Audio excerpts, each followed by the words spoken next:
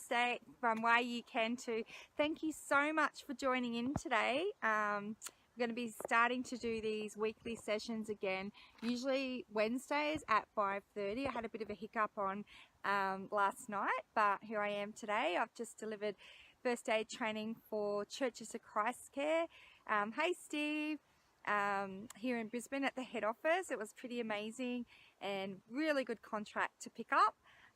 Churches of Christ Care look after people, like all sorts of people, but old age facilities as well as children and churches and all that type of thing. So blessed that I was able to pick up that contract, deliver the training here today, give them the tools that they need to learn from the mistakes that I have been through so that they can better protect their loved ones, as well as they need it for legislative purposes. So I'm here in Brisbane still, just finished the training, and here I am giving you some knowledge. So come on, keep on coming on. Thank you so much for joining in. Please pop down the bottom where you're from, some sort of like, so I know that you're watching as well. Give me some hearts, some loves, and just put from where you are, and also if you have any questions as well.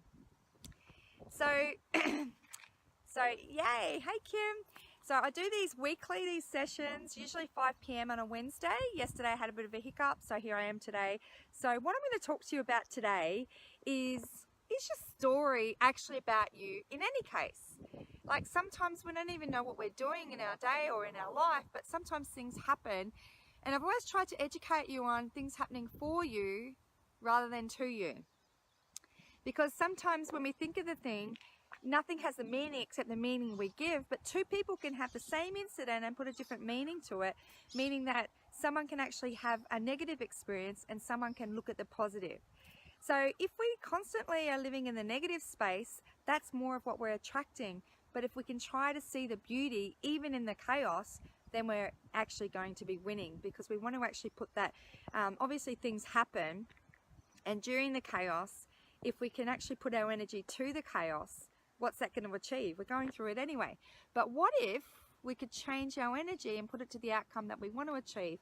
Then that's really going to help. And then the universe knows, the subconscious knows, and we're going to attract more of what we do want in our lives to actually achieve the outcome that we want to achieve.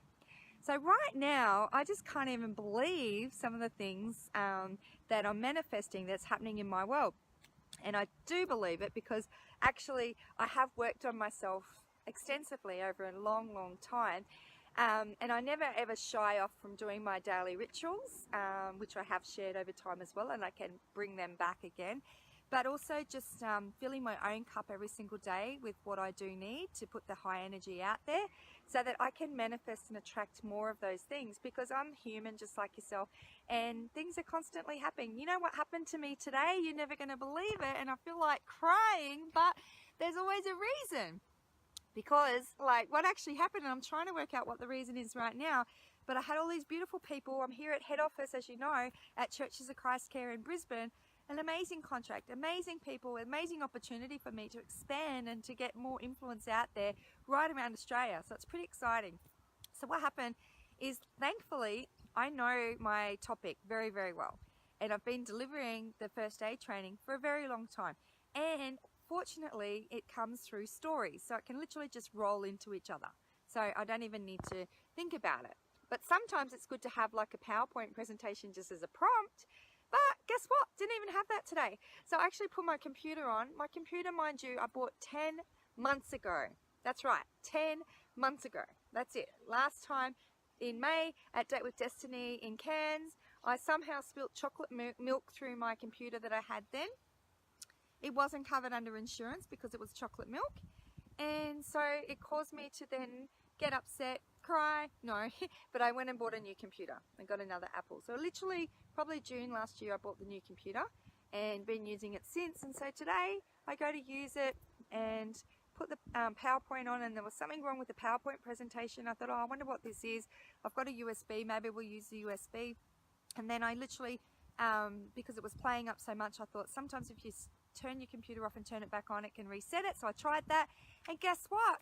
It didn't turn on. All I have is just lines and writing all over it with a black screen with white writing on it. And I'm like, what on earth?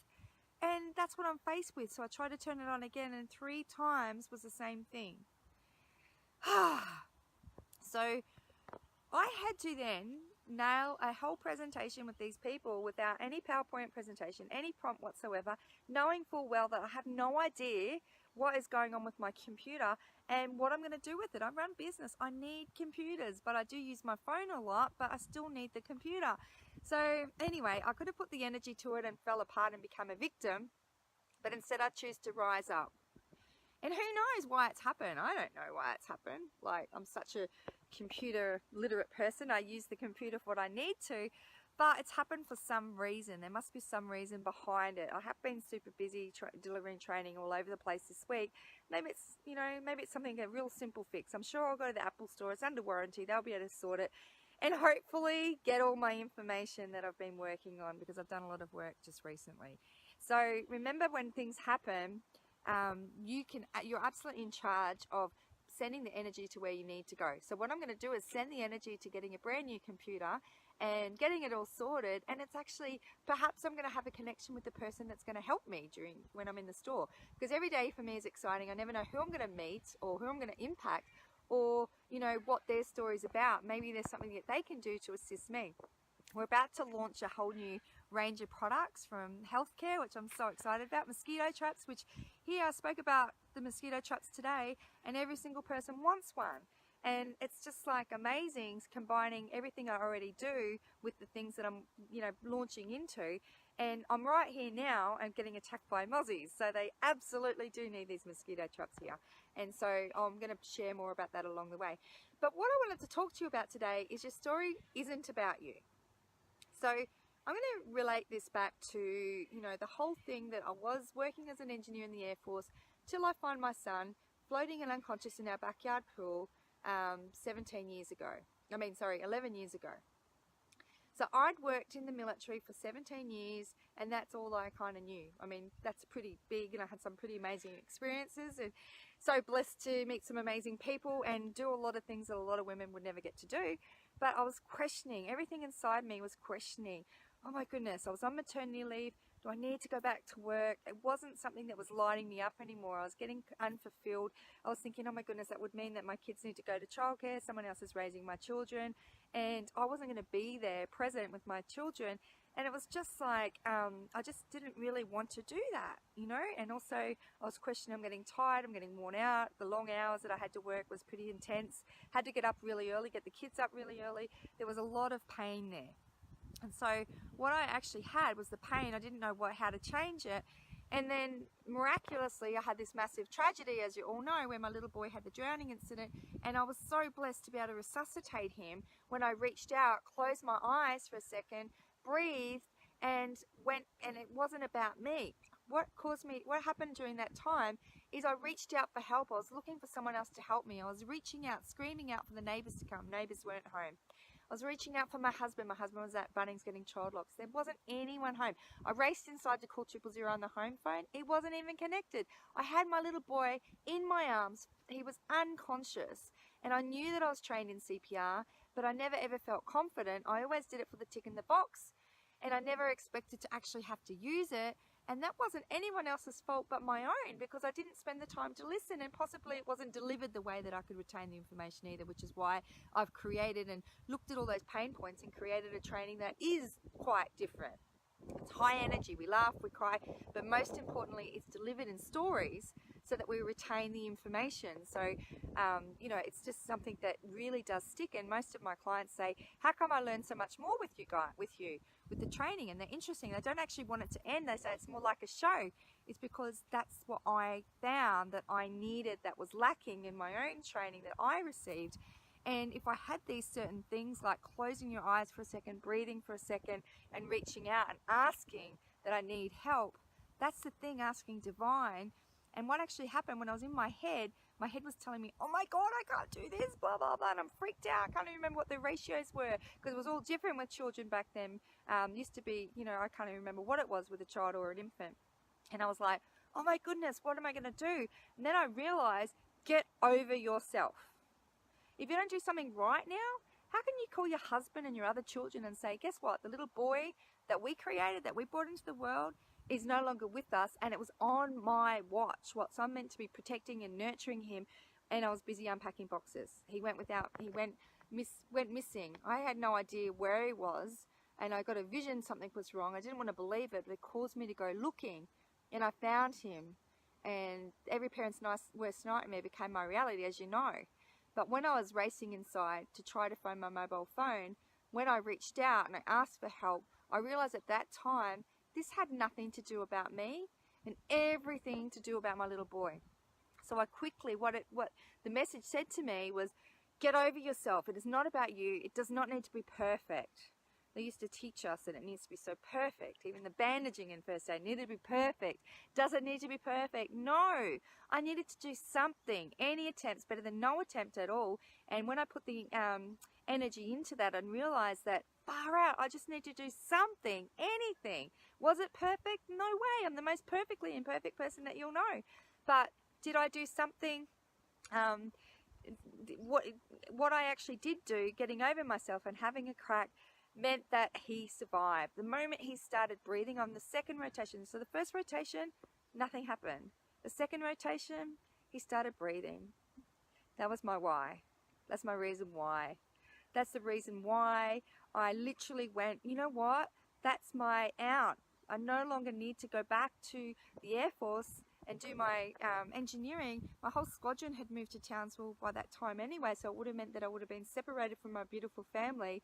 But what I needed to do is I had a story. I needed to shout it from the rooftops. I needed to share the experience, talk about the pain that I'd been through and all the mistakes that came as a result of that. And there's so many. So I share all of this when I'm doing my training, and people are just like, wow, that's amazing, because they're learning from experience, not any textbook. Like as today, and it just shows clearly there wasn't any textbook, there wasn't any PowerPoint, there wasn't anything like that. It was literally all stories. And because I do this so effectively for so long, I don't need the PowerPoint. It just showed me that. So that's a whole thing as to why the computer stuffed out today. I don't need it. But for other times I do need it, so I do need to get it sussed out. But remembering, when you do take it into that respect and it's no longer about you, it's about others, magic happens. So when you're on a stage and you're speaking from your heart, you're trying to deliver a message out there, you know, you're never going to worry about, oh my God, what's my hair like? What's my shirt like? I don't feel good enough. People are going to pick on me for blah, blah, blah. Okay? That's when you're in your head. But when you've got a message to deliver like what I have, does it really matter what you look like? You know, how you dress? I mean, I'm going to do a presentation one day with my clothes inside out and see and just show the power of it doesn't matter. It's not about me. I need to get my message out to the people, to tune into their heart, to look into their eyes, into their soul, so that they can actually feel the pain, feel the emotion, so that that helps facilitate change. Because remember, nothing has meaning except the meaning we give. There's another story that I wanted to share, and I was sharing it today, and I went, oh my goodness, I so need to share this today, because it was just so appropriate. Because what actually happened is Carson had a drowning at 16 months of age, right? He's like, I hate to say it, but he's had a lot of tragedies. So he's my one that's, you know, the whole manual is pretty well written on him. And he hasn't had just little tiny first aid things. He's made sure that he's thrown boulders at me. So that, yeah, thanks for all the likes, guys. Keep it up. So that when the boulders come to me, it's like, it's a massive wake-up call. It's not little things. So after the drowning, I couldn't go anywhere. Like, I'd literally go to the beach, the shopping centre, all these different places. We were in the media absolutely everywhere, and we still are. But people would come to me and up to me and say, oh my goodness, aren't you the mum? And I'm like, yes. And I got sick of saying, yes, I'm the mum. Yes, I'm the one that actually left her child. I'm the one that, yes, I found her son unconscious and floating in the pool whilst I was busy. Yes, it was me. Yes, it happened on my watch. But the reason what I need to share the story about is I'm not unique. It can happen to anyone. It continues to happen. 20 seconds can change your life forever. In fact, 2 days ago, there was two little kids, 2-year-old and 16-month-old, which was the same age as Carson at 16 months of age as well, having the same tragedy, having the same thing. So it continues to rise. All I can do is continue to advocate and try and share and hope that people do relate to my story so that I can make a difference, and don't think that it can't happen, and don't get dismissive, and don't think that you watch your children. Because let me tell you, that day that Carson had the incident, let me tell you, he was learning to swim from 6 months of age. He was 16 months of age when I found him. Do you think that he would have been, if I was busy, thinking, oh no, mum's busy. Oh no, I don't have my swimmers on. Oh no, the pool's going to be cold. Oh no, there's a pool fence to manoeuvre over. Do you think it actually worried him? Absolutely not. He would have just gone, shivers, oh, mum's busy. There's a pool there. Remember, we were kids once too. We would have done the exact same thing. There's a pool there. How exciting. I remember having fun in the pool. Mum's busy. Does it really matter? No way. Does it matter that the pool's cold? No way. And the million-dollar question people always ask me, how did he get into the pool? Now, if I knew that, it wouldn't have happened, right? But there's so many things that I learn as a result of that. So I didn't hear a splash or a scream, nothing. So I was absolutely horrified when I took the walk to the pool and found him, thinking, geez, I was right there. So what I wanted to suggest for you is to put a bell on your gate. There's a bell on the gate will actually alert you, because I don't know how he got into the pool, but that's something that will alert. And also learning to swim, yes, that's great. But not just learning to swim. You want to actually give them the experience of getting in the pool, fully clothed, in a cold pool as well as a warm pool, putting them in there and encourage them to get onto their back. When they're on their back, they'll float, and encourage them to float to the side. And these are things that you're not going to dramatically pick them up and throw them in the pool, but you're going to give them the experience that sometimes they don't do at swimming lessons for legality reasons or whatever. But you don't have to do that in a swimming pool. You can do that at home. Okay, because that's one thing that I kept on banging my head over and going, oh my goodness, oh my goodness, oh my goodness. And that's one lesson that I learned. Lastly, another thing is that when I actually resuscitated him, I was like, oh my God, I can't believe it. I've resuscitated him. He started breathing, and then I found my mobile phone and 000 came, and the paramedics arrived. They could not believe. Normally when they arrive at these scenes, normally they expect the worst. They could not believe that he was crying. But one of the things that they did do was they needed to use scissors to cut his clothing off, and I was like, oh my goodness, how could I be such a bad mum? I've resuscitated him and I left his clothes on. But then you look at it and go, wow, we're always looking for the things that are wrong instead of thinking that the thing is right. Had I just resuscitated him and saved his life? Yes. Can he be treated for hypothermia? Absolutely. But learning from that, I just think if you ever have an experience like that, make sure that you remove the thing of hypothermia and cut the clothing off and try and warm them up. So he literally had a nappy on, shoes on, shirt on, all of his, everything on, you know, and so that was what they removed. So I could have actually removed that, but anyway, we could, whatever. I did save him, so that was a bonus. But anyway, the last thing I want to talk about before I finish up, because I'm getting over time, is he actually, so he's 16 months of age, had the drowning. We're in the media everywhere. As I said, people knew me. They would come up and say, oh my goodness, aren't you the mum? So he got to the age of not quite 2. And at that time, I was very sick. I had 2 autoimmune diseases. I was on some pretty heavy medication, including chemotherapy medication. And, you know, I didn't like it at all, but I was totally on it, and it was helping control my medical conditions, which now I have overcome holistically. So if you want to know that, just let me know. But this story is about the meds. So the meds, I never used to think that I'd take them in front of him, but there must have been one point that I must have taken them in front of him. And so with a child, they don't know what medication is, right? They can't read. They don't have any idea. So if they see you taking something, he must have gone, whoa, she's taking something. She's holding out on me. She's got lollies. So the moment I go to the bathroom, I'm thinking he's playing with his toys. He's like, awesome. And I must say he's in gifted programs, so he's super smart. So not all children are like this, but he is so mischievous. Things like this happen all the time. So he's literally taken it as an opportunity, been resourceful, worked out how to undo the child locks, and not even at the age of 2, climbed the cupboard, the pantry cupboard, scoured the cupboard, grabbed my meds down, took 20 times the dose of medication, of chemotherapy medication, than what I would do, than what I would take. And I've come out, he's lying on the floor, he's conscious, but he's not looking too good. And I look down and I see the empty canister next to him. And I'm like, oh my God. And I have a look around, there's nothing on the floor. It's all in his mouth. You can just imagine how I felt, right? That story was not about me, again. But it took a lot for me to go, you know what? Get over yourself. Because I kept on thinking, oh my goodness, what's going to happen? He's going to get taken away from me. I'm such a bad mum. All these things are happening. Why are they happening? I can't believe it. In my head. And then something came out of me divinely that actually went, oh sorry, tag, put that one in there. something came out of me that just went, it is no longer about you. It is all about him. Get over yourself. You can deal with the consequences later. If you don't do something right now, he's had 20 times the dose of chemotherapy than what you would normally take. He's only little. He's only 16 months, he was 2 at that time. If you don't do something, he will not survive. And I'll tell you what, he would not have survived. So I had to shakingly get onto the phone, call 131126, took with me to the phone what they took. When I relayed to them what it was, they went, oh! I said, yeah, I know. It was pretty full on. But fortunately, we could get down to the Robina Hospital. They had liquid charcoal set up, and they do different things for different medication. But for him, they had liquid charcoal. The liquid charcoal is designed to absorb all the medication so that the internal organs aren't affected, and what comes in must come out. So fortunately, we got there in enough time. And when we were at the hospital as well, they were trying to put it in a little tube going down into his tummy. And I was like, is that going to take time? Is the purpose of this to actually go in quicker? They said yes.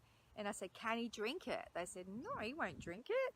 I said, well, can he drink it? I didn't ask, will he? Can he? And they said, sure. So I gave him the medication. I gave it to him in a cup, and I was making him drink it. I was giving him an ice block in between, getting it down to him. And that was the best thing that we could have ever done. So from there, we had to go to another hospital and stay there for quite a number of days. I think it was a couple of weeks in isolation because he was very, very toxic. I was like literally probably the only one that was allowed in there apart from everyone else. He was geared up like they were going onto the moon. That's how toxic he was. And as embarrassing as it was for me, you know what, if I didn't do something, as I mentioned, he wouldn't be with me. So for about 2 years, we're having weekly tests to check to make sure what his internal organs are like. And thankfully, another story, because he actually did not have any ill effects every single week. So I'm so blessed. Remember, your story is not about you, it's about others. And even now, the story is not about me, but me sharing these stories, helping you relate to whatever you're going on in your world, or if you can relate around home to avoid creating your own tragedy, then that's a one-up as well. So think about what your why is. What is it that wakes you up in the morning? What gets you up out of bed? Sometimes it can be difficult because, as I said, like when I was in the Air Force, I loved it every single day, but I needed change and I didn't know how to facilitate that change. And so what actually happened is I actually manifested a massive tragedy that woke me up. It's been such a blessing, and you know, I wouldn't wish it on anyone in terms of having the tragedy, but it's been such a blessing in terms of what I've been able to create, the people I get to meet, the people, how I spend my days. Everything I create, I've done it myself. I'm no longer working for someone. I work for myself. I run 4 businesses, and we're just nailing it. Every single day, as I said, we're about to release an online marketplace for natural products, which is all my friends that have created their natural products to get it out there to the world as affiliate programs. We've got the mosquito traps that are out there in a big way as well. Got the first aid training, plus we're going corporate with first aid training, the defibrillators, as well as personal development with a couple of my other friends, all joint ventures and partnerships. So I'm so blessed. Every single day is exciting, and every time I go somewhere, there's an opportunity to meet someone else, to hear their story, or to actually help them. So wherever I go, whenever I'm doing training, there's always opportunity, and I absolutely love that. So I'm doing exactly what I need to do, and speaking internationally and doing leadership and all that type of thing as well. Whereas had I not have had that incident, I would still be questioning, what am I meant to be doing when I grow up? Even though I had a skilled career and I loved doing it, I still would have been questioning. So what you've got to do is reach down deep inside, look inside and think, is every day exciting for you? Do you jump out of bed and get so excited and go, oh my goodness, who am I going to meet today? What am I going to do today? Or do you pull yourself out of bed going, oh, I've got to go to work. Then I've got to get the kids' lunches. Then I've got to get this. And then when I come home, I've got to clean the house and blah, blah, blah. And you know what? We're here for such a short time. Why do we live in that space? Why do we live there and actually think and allow others to dictate what we do and, you know, have jobs like that? See, yes, was it fearful? Was I having to overcome fear and jump into the unknown to not go back to my career? I had the media support, yes, but I'd never done business before. I'd never done any sort of business degree or anything. But I just jumped into the unknown because I had a story. So what's your story? What have you got? What's happened in your life that you could share with other people? You know, because we all have stories, we all have gifts, we're all here chosen. Like for a long time it took me to realize that, to actually realize, because being adopted and being in a home environment where I wasn't wanted the majority of my childhood and suffering a lot of emotional and physical abuse, I didn't know who I was. I felt like a leaf blowing in the wind. I didn't feel important, I didn't feel special, I was a people pleaser. But the moment I realized that, hey, I'm meant to be here, I'm chosen, and I've got to have a gift, because we all have gifts. You have a gift as well. And it can be difficult actually finding that gift and deciding what you need to do. But what I can encourage you to do is give yourself space every single day. Go to the beach. Tomorrow we're going out in Mother Nature to check out some waterfalls and really use the energy of the Springbrook National Park to tune into our gifts, whatever it is for you, whatever vibes you up, whatever it is for you. Just go out in Mother Nature. Take your shoes off. Wear your clothes inside out if that makes you feel good. Do something outlandishly crazy. Dance like no one's watching. Skinny dip. You know, whatever it is for you. Give yourself the space, the time. And by allowing yourself to have that clarity and time, and ask every single day, ask. Ask the universe, God, divine, grace, whatever it is for you. Ask, what is it that you need?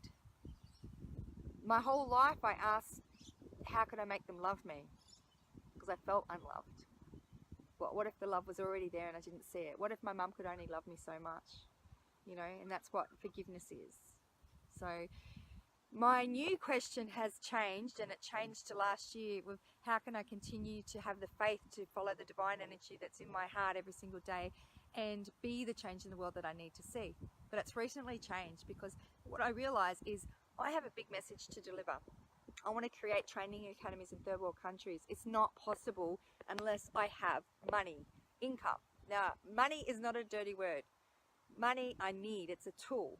So it will help me get what I need, my bigger purpose, which is in my soul, to be able to help people in third world countries live a life like we are so blessed to have.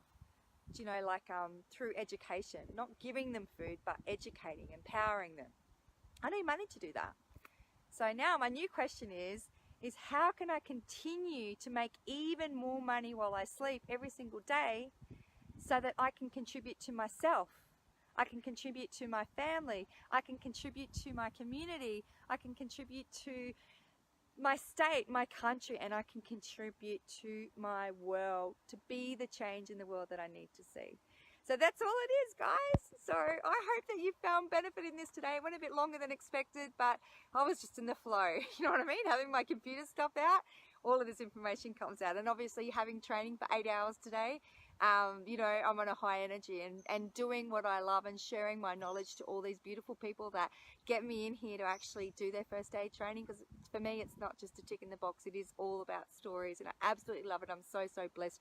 My companies are growing, and I'm getting more impact out there, and that's awesome because I am open to receiving the beautiful income that comes along with it so that I can do even bigger things than ever expected. Who wants to join me on this journey? It's a wild ride, but you know, tune in next week when we're going to share some more knowledge. And thank you so much from the bottom of my heart for listening today. I hope that you found benefit in this, and remember that we absolutely do create our lives. So live the life that you deserve, and if I can do this, guess what? You can too. I'll see you next week. Bye. Thanks for watching.